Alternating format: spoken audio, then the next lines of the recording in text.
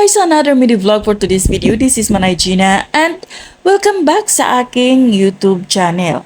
So guys, for today's video, pag-usapan nga natin itong si Small Laudy at saka si Philip Laudy.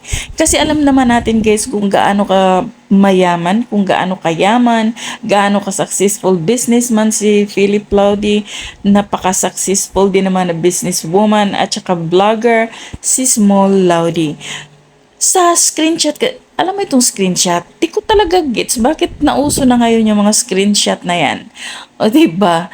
So guys, alam nyo, doubt ako doon kasi ang haba ng chat ha.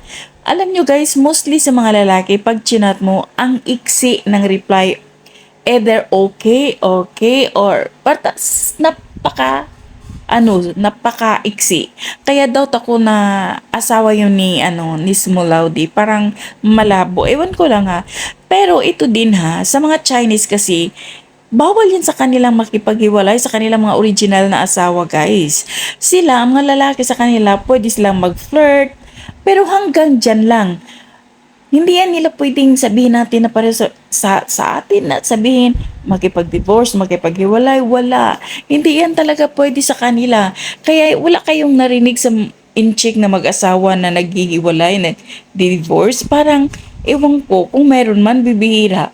Pero traditional sa mga Chinese, hindi talaga sila makipaghiwalay. Lalo pa sa mga anak, 'di ba? Ang mga anak ni Small Laudy naman, ang lalaki na, tapos 'di ba? So talagang protektado nila 'yan ang kanilang family. Kaya hindi ako kung magkakampante ako na parang something wrong doon sa chat na yun. Parang ewan ko lang. Basta sa akin ha, obserbasyon ko lang, parang malabo na ang lalaki mag-chat ng ganun kahaba. So yun lang guys. Pero na lang talaga puro fake news, puro panira sa kanilang mag-asawa kasi nga napaka-successful nila. So yun lang guys, advance Merry Christmas. Bye!